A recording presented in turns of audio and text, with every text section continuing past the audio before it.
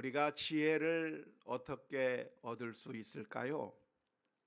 내가 아직 지혜롭지 못하다고 한다면, 내가 여러 가지로 부족하고 여러 가지로 어리석은 면이 많이 있다고 한다면, 우리는 어떻게 지혜로운 자가 될 수 있을까요? 어떻게 하면 지혜로워질 수 있을까요? 하는 이 문제를 오늘 이 저녁 시간에 함께 하나님의 말씀을 통해서 묵상하고 또 은혜를 받았으면 좋겠습니다. 오늘 잠언서 17장 16절의 말씀에 보면 이렇게 표현하고 있습니다.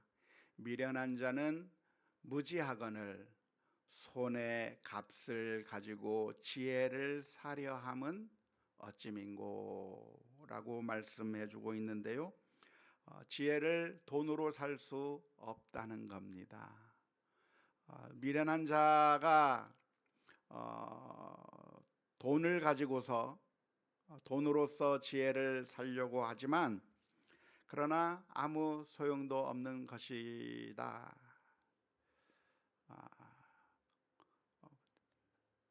제대로 안 되는데 과외만 열심히 시켜봤자 소용없다는 얘기일까요? 아무튼 미련한 자가 돈을 쓴다고 해서 지혜를 얻게 되는 것이 아니다라고 말씀해 주고 있습니다. 왜 그럴까요? 왜 미련한 자는 지혜를 돈으로 살 수도 없는 것일까요? 사봤자 내가 지혜로워지지 않는 이유가 무엇이겠습니까? 왜냐하면 그것은 바로 지혜라고 하는 것이 마음의 문제이기 때문에 그렇습니다. 그 지혜에 대해서 내가 마음을 기울이고 그 지혜에 대해서 내가 들을 수 있는 그런 마음의 열린 마음이 우리에게 있어야 지혜를 들려줘도 그 지혜가 나의 것이 되는 것인데, 그런데 어리석은 사람은 아무리 지혜를 들려줘도 아무리 말을 해줘도 그 지혜가, 그 충고가 자신에게 아무런 유익이 되지 않는다는 겁니다.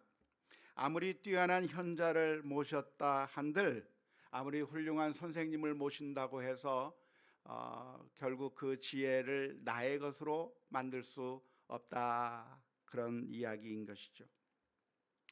삼국지에 보면 유비라고 하는 사람이 제갈량이라고 하는 현자를 모시기 위해서 삼고초려하는 장면이 나옵니다.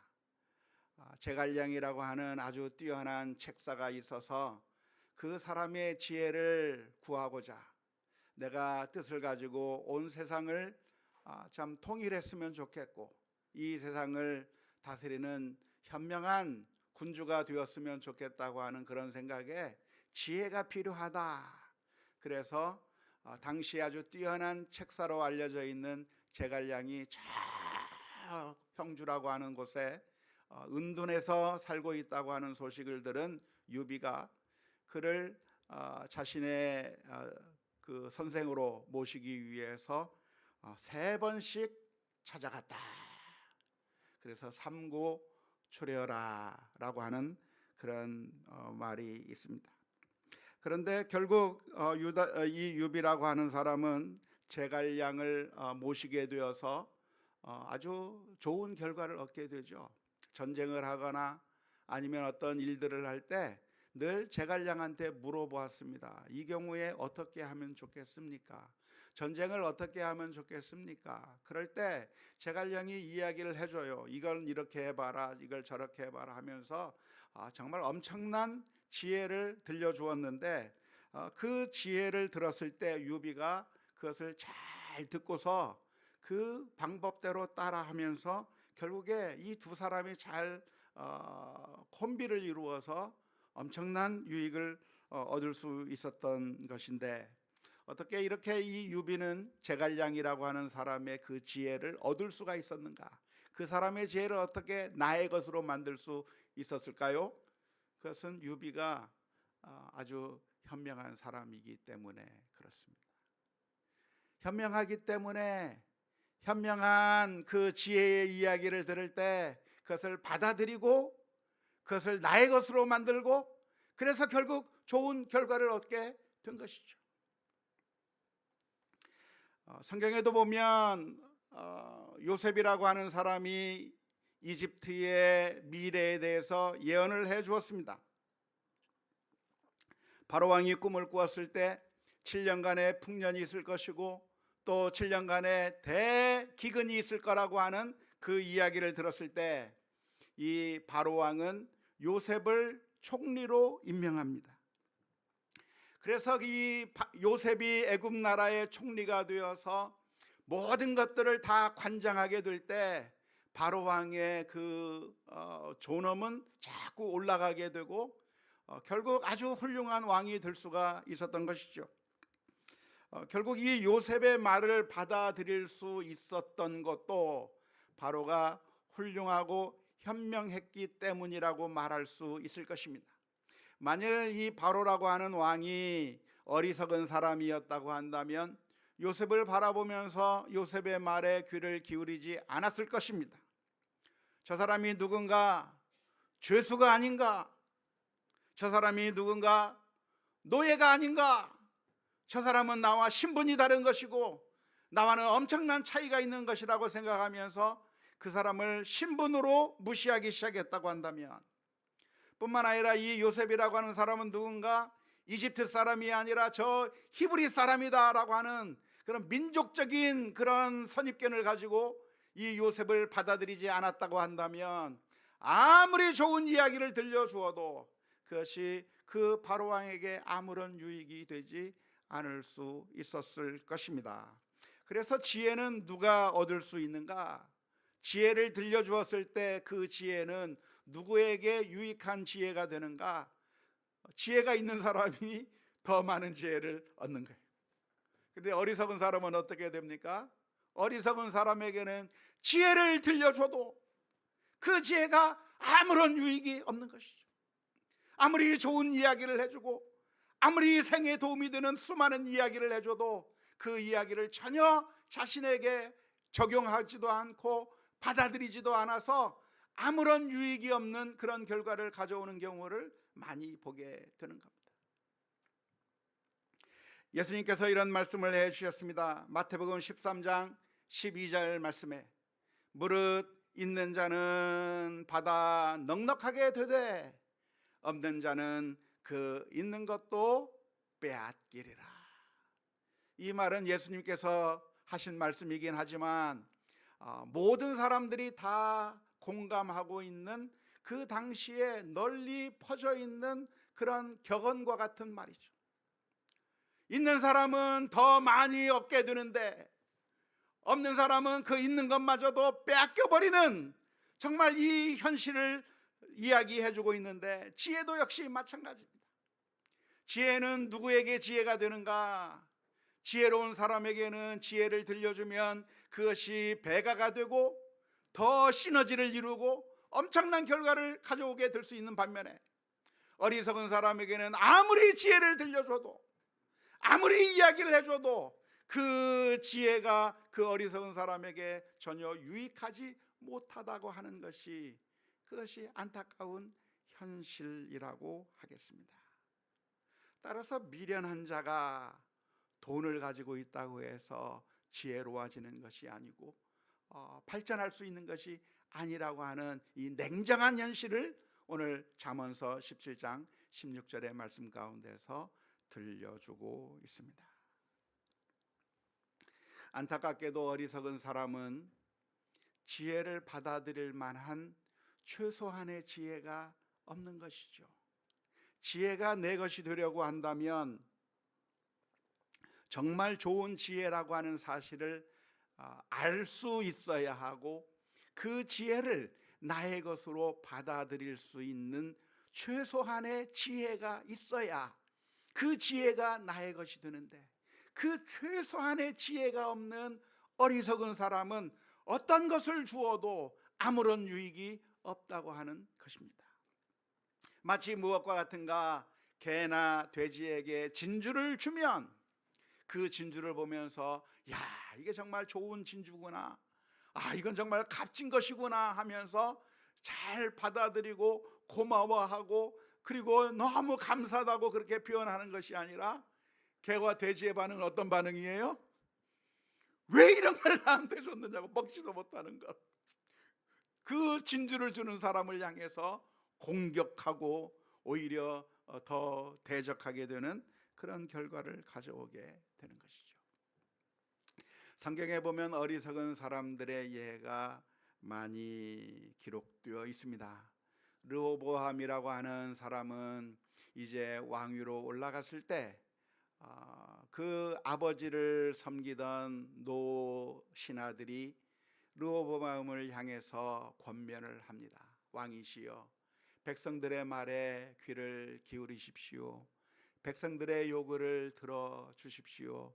그렇게 어질고 정말 백성들을 위하는 왕이 된다고 한다면 왕께서는 이 나라를 잘 다스릴 수 있을 것이라고 하는 지혜로운 말씀을 전달해 주었는데, 안타깝게도 어리석은 르호보암은 그 지혜로운 말을 들으려고 생각을 하지 않는 거죠. 그냥 내버린 것으로 말미암아 결국 이스라엘 나라는 둘로 나뉘어지게 되는 그런 안타까운 결과를 가져왔다고 하는 게 성경에 기록되어 있습니다. 압살롬의 경우도 마찬가지였는데요. 압살롬은 무슨 소리를 들었는가? 어리석은 충고를 듣는 겁니다. 지혜로운 충고를 듣는 것이 아니라 어리석은 충고에 귀를 기울이는 것이죠. 아이도벨이라고 하는 사람이 들려주는 멋진 지략을, 그것을 무시해버리고, 아무리 좋은 지혜를 들려준다고 할지라도 그것을 파악할 수 있는 최소한의 지혜가 없고, 그것을 알 수 있는, 그것을 나의 것으로 받아들일 수 있는 최소한의 마음이 없을 때 결국 그러한 수많은 지혜들이 무용지물이 될 수밖에 없다고 하는 것을 우리는 너무나도 잘 압니다. 그래서 오늘 고민이 생겼습니다. 오늘 우리가 지혜가 있어요, 없어요? 만일 우리들에게 이런 최소한의 지혜도 없다고 한다면 어떻게 하면 좋을까요? 주님, 내게 그래도 지혜가 있어야 지혜를 받아들일 수 있을 것인데, 그런데 내게 그런 지혜마저도 없다고 한다면 과연 나는 그럼 아무런 소망이 없는가? 내 인생은 더 이상 나아질 수 없는가? 어떻게 하면 내가 지혜로워질 수 있겠는가 하는 이 문제를 오늘 우리가 고민해 보았으면 좋겠는데요. 제일 먼저 우리는 어떻게 해야 될까요? 우리 하나님 앞에 엎드려 기도하며 간구해야 할 줄로 믿습니다. 야고보서 1장 5절의 말씀에 너희 중에 누구든지 지혜가 부족하거든 모든 사람에게 후히 주시고 꾸짖지 아니하시는 하나님께 구하라. 그리하면 주시리라. 너희 중에 지혜가 부족하거든 어떻게 해라? 하나님 앞에 기도하고 엎드리라는 거예요. 안타까운 것은 어리석은 사람은 자신이 어리석은 줄 몰라요. 자기가 지혜롭다고 생각을 해요. 그렇기 때문에 하나님 앞에 엎드리지도 않아요. 하나님 앞에 구하지도 않는 것이죠. 가장 지혜의 첫걸음이 있다고 한다면 내가 부족하다고 하는 사실을 인정하는 것이 지혜의 첫걸음입니다. 모든 사람들이 다 완벽한 게 아니고, 모든 사람들이 다 어느 경지에 올라가 있는 것이 아니라, 아무리 훌륭한 사람이라고 해도 부족한 게 있고 단점이 있고 생각하지 못하는 게 있고 여러 가지 부족한 것이 있을 수밖에 없는 게 우리 인생인 것이죠. 아무리 뛰어난 사람이라고 할지라도 모든 것을 다 알 수는 없는 것이고, 우리가 하나님처럼 완벽한 사람이 아니에요.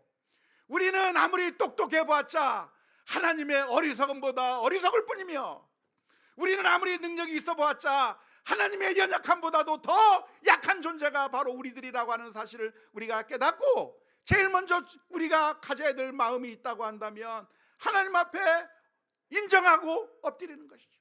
하나님, 제가 어리석어요. 하나님, 제가 지혜롭지 못합니다. 제가 부족합니다. 이 사실을 먼저 인정하고 하나님 앞에 엎드려 간구하며 기도하며 나아가는 것이 지혜의 길로 들어가는 첫 걸음이라고 할 수 있겠습니다. 오늘 우리들이 늘 기도해야 될 기도의 제목이 있다고 한다면, 주님 지혜를 주시옵소서 기도하며 엎드려야 될 줄로 믿습니다. 매일 아침마다 일어나면서 기도할 때, 하나님, 오늘 하루 살아갈 텐데, 오늘 만나는 사람들과의 관계 속에서, 오늘 결정해야 되는 그 일들 가운데서 저의 본성에 따라서 행하지 말게 하시고, 저의 그 못된 습성에 따라 행동하지 않게 하시고, 하나님, 저에게 지혜를 허락하여 주옵소서. 분노하기보다는 이해하고 사랑할 수 있는 은혜를 허락해 주옵소서. 하나님, 그 순간에 그냥 급하게 결정하기보다는 하나님의 뜻이 무엇인지 묵상하고 또 기도하며 정말 하나님의 신실하신 인도하심을 찾아가는 그런 거룩한 사람이 되게 해 주옵소서. 하나님, 저에게 지혜를 주옵소서. 자신이 완벽하다고 하는 그런 착각에서 깨어나서 내가 부족하다고 하는 사실을 인정하고 매일매일마다 기도해야 될 기도의 제목이, 하나님, 저에게 지혜를 허락하여 주옵소서. 바로 내 눈앞에 보이는 것들만 바라보며 그것을 보고 낭망하거나 그것을 보고 실망하거나 그것만 보고 좌절할 게 아니라, 하나님을 바라보는 눈을 허락해 주시고, 하나님의 약속을 볼 수 있는 지혜를 허락해 주시고, 하나님의 그 놀라운 사랑을 기억할 수 있는 은혜를 허락해 주옵소서. 하나님 앞에 날마다 기도해 나아가는 것이, 그것이 우리들의 첫걸음이라고 하는 사실을 기억할 수 있기를 주님의 이름으로 축원합니다. 기도 외에도 우리가 할 수 있는 일이 무엇이겠습니까? 지혜를 위해서 우리가 할 수 있는 일이 있다고 한다면, 그것은 하나님의 말씀을 읽고 묵상하는 거라고 할 수가 있겠습니다. 우리는 어디서 지혜를 얻을 수 있겠는가? 우리는 어떻게 지혜로워질 수 있겠는가? 하나님의 말씀을 읽고 묵상하고 그 말씀을 깊이 생각할 필요가 있습니다. 우리가 지금 성경을 매일매일 읽어 나가고 있는 가운데 있는데, 그냥 해치우는 게 목적이 아닙니다. 오늘 읽었다 이게 우리의 목적이 아니고, 우리의 목적은 이 말씀을 깊이 묵상하면서 하나님께서 이 말씀을 통해서 우리들에게 무엇을 말씀해 주려고 하시는지 귀를 기울여야 하는 것이죠. 시편 19편 7절 말씀에 보면, 여호와의 율법은 완전하여 영혼을 소성시키며 여호와의 증거는 확실하여 우둔한 자를 지혜롭게 하며. 하나님의 말씀이 우리들을 지혜롭게 만든다고 가르쳐 주고 있는 겁니다.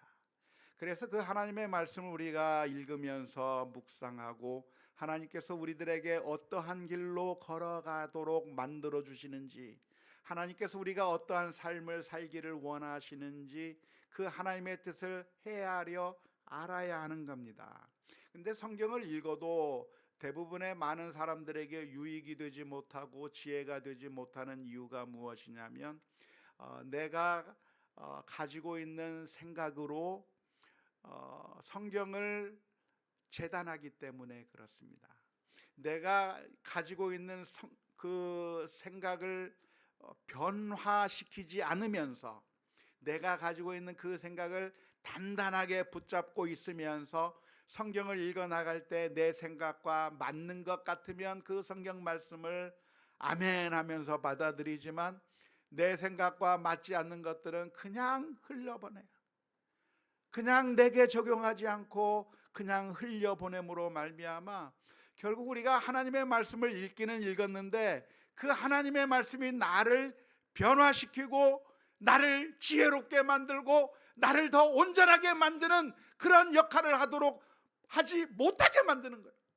내가 너무나도 강해서, 마치 우리가 성경을 읽는 것이 꼭 애굽 왕 바로 왕의 마음과 똑같아요. 바로 왕 앞에 모세가 나가서 하나님의 말씀을 들려주었습니다. 하나님의 말씀을 들려주면서 하나님께서 명령하시기를 내 백성 이스라엘을 보내어 하나님께 예배하도록 그렇게 하라고 하나님께서 들려주시는 말씀을 바로 왕에게 들려주었을 때, 바로 왕은 그 하나님의 말씀을 들었으면서도 불구하고 그의 마음을 강팍하게 만들어서 그 하나님의 말씀에 순종하지 않습니다. 오히려 거부해버립니다. 10가지 재앙을 만나는 그 상황 가운데서 또 번복하고 또 번복하고 하면서 하나님의 말씀을 완전히 거부해버리는 그런 태도를 보인 것이 바로 바로왕의 태도인데, 그게 사실은 바로왕의 태도뿐만이 아니라 바로 우리들의 모습과 똑같다고 하는 사실을 알고 계십니까? 하나님께서 우리들을 향해서 말씀해 주고 계셔요. 우리를 향해서 말씀해 주시기를 이렇게 하라고 말씀해 주시고 저렇게 하라고 말씀해 주시는데, 우리는 바로왕처럼 마음의 문을 꽉 닫아버리고 내가 원하지 않는 것들은 다 거부해내는 거예요. 다 받아들이지 않는 거예요. 성경을 일독을 하는 것이 중요한 게 아니라 100독을 한다고 할지라도, 아무리 그 많이 들었다고 할지라도 그 하나님의 말씀을 내가 거부해 버린다고 한다면 그 하나님의 말씀이 전혀 내게 지혜가 되지 못하고 나를 변화시키지 못하고 우리가 하나님 앞에 더 나아가게 만드는 일을 하지 못하게 만드는 것이죠. 그래서 우리는 겸손하게 하나님의 말씀 앞에 엎드려야 하는 겁니다.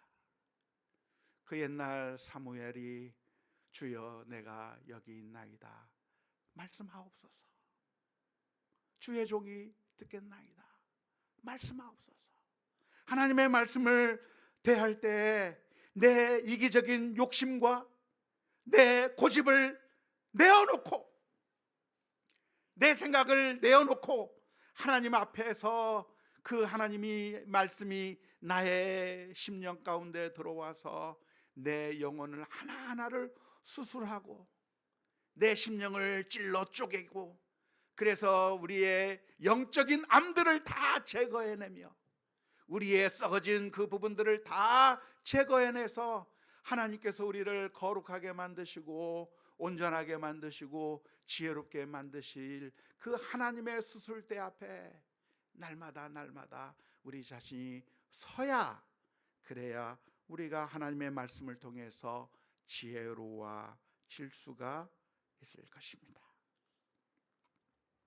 두 번째로 우리가 할 수 있는 일이 있다고 한다면, 다른 사람들의 지혜의 말씀들, 충고들에 대해서 신중하게 고려하고 받아들여야 합니다. 하나님께서는 하나님의 그 놀라운 지혜를 우리들에게 들려주시기 위해서 우리 주변에 수많은 조력자들을 주었습니다. 그래서 우리로 하여금 하나님께서 우리를 향해서 들려줄 말씀들을 그 사람들을 통해서 들려주고 계시는 것이죠. 그 옛날 발람이라고 하는 선지자가 자기가 원하는 대로 길을 가려고 했을 때 나귀가 그 앞에 길을 막으며 하나님의 말씀을 들려주었던 것처럼, 하나님께서는 사실 우리들의 주변에 있는 수많은 사람들을 통해서, 때로는 우리 친구들의 이야기를 통해서, 때로는 우리 동역자들의 이야기들을 통해서, 때로는 아내나 남편의 이야기를 통해서, 또는 우리 자녀들이나 우리 부모님들의 말들을 통해서 우리들의 양심을 찌르고 우리들에게 들려주신 하나님의 말씀을 해주실 때가 있는 것이고, 더 나아가서 우리의 대적이 하나님의 말씀을 우리들에게 들려주실 때도 있어요. 우리를 미워하는 자의 입에서 하나님의 말씀이 우리에게 들려올 때가 있는 것이죠. 그럴 때 그것을 무시해 버릴 것이 아니라 하나님께서 여러 가지 경로를 통해서 들려주시는 그 하나님의 지혜의 말씀들에 우리의 마음을 열고 우리가 하나님 앞에 온전히 엎드려야 하는 것입니다. 내가 온전하다고 생각하는 것이 아니라 내가 부족하구나, 내가 다 보지 못했구나, 나는 앞에만 보고 뒤는 바라보지 못했구나, 나는 이쪽만 보고 저쪽은 바라보지 못했구나, 내 자신의 한계를 인정하며 이 어떤 이야기를 하고 있는지 수많은 사람들의 말에 지혜를 들어야 되는데 그 지혜도 우리가 받아들이지 않는다고 한다면 아무리 좋은 것이라고 할지라도, 좋은 진주와 같은 것들이라고 할지라도 우리들에게 무용지물로 돼버리는 그런 안타까운 결과가 될 것입니다. 제일 중요한 것이 있다고 한다면 우리들의 마음 가운데 우상을 없애버려야 합니다. 사실 우리는 하나님을 섬기고 있다고 하지만, 그런데 하나님을 섬긴다고 말은 하면서 사실은 우리들의 마음 가운데 하나님보다 더 소중하게 여기는 것들이 늘 생겨납니다. 정말 좋아하는 것, 정말 소중하게 생각하는 것들이 우리들의 우상이 되기가 쉬운 것이죠.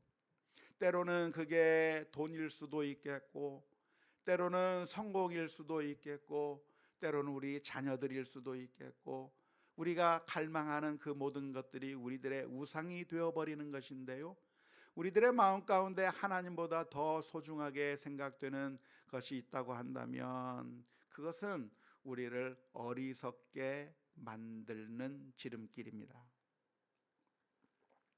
내게 있어서 자존심이 제일 중요하거나, 내게 있어서 명예가 제일 중요하거나, 우리에게 하나님보다 더 중요한 것들이 생기는, 그래서 우상이 우리들의 마음 가운데 생기게 되면 그 우상은 우리들의 눈을 가려버리고 우리들의 귀를 막아버려서 어리석은 자가 되게 만드는 것이죠. 시편 115편 4절에서부터 8절 말씀에 보면 이런 말씀을 기록하고 있습니다.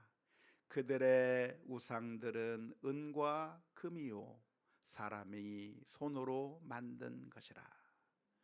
입이 있어도 말하지 못하며, 눈이 있어도 보지 못하며, 귀가 있어도 듣지 못하며, 코가 있어도 냄새 맡지 못하며, 손이 있어도 만지지 못하며, 발이 있어도 걷지 못하며, 목구멍이 있어도 작은 소리조차 내지 못하느니라.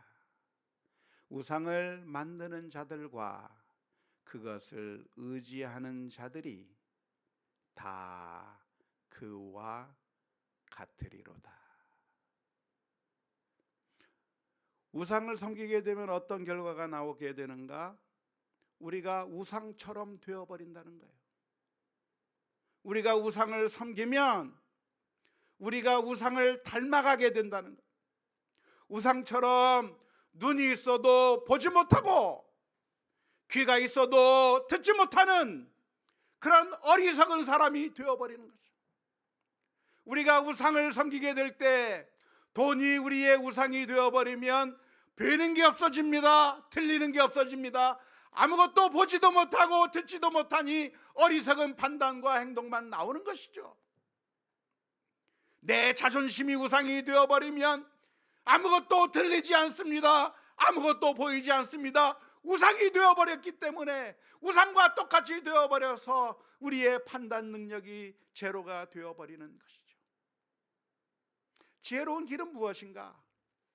우상을 우리들의 마음 가운데서부터 제거하는 것이 그게 지혜로운 길입니다. 탐욕이라고 하는 우상이 우리들의 눈에 쓰이면 모든 것을 다 보지 못하게 되고 듣지 못하게 되어서 결국 망하는 길로, 어리석은 자의 길로 가게 되는 것이죠. 수많은 사람들이 보이스 피싱에 속기도 하고, 수많은 사람들이 여러 가지 사기나 이런 것들에 그렇게 허무하게 속아 넘어가는 경우를 우리 주변에서 많이 보게 되는데요, 왜 그렇게 속아 넘어가게 될까요? 그것은 눈이 멀었기 때문에 그렇습니다. 귀가 막혔기 때문에 그렇습니다. 돈이라고 하는 우상이 크게 보일 때 우리가 우상처럼 되어버렸기 때문에 그런 것이죠. 지혜의 길은 어디에 있는가? 잠언서 맨 처음에 들려주었던 것처럼 다른 것이 지혜가 아니라 하나님을 경외하는 것, 하나님이 계심을 인정하고 하나님을 두려워하며 하나님 앞에서 살아가는 것이 그게 지혜의 본질이고 지혜의 첫 출발점이라고 하는 사실을 기억하며 주님 안에서 우리들에게 주시는 놀라운 은혜와 소망을 붙들고 살아가는 우리 모두가 다 되었으면 좋겠습니다. 어리석은 우리들을 위하여 우리 주님께서 이 세상에 오셨습니다.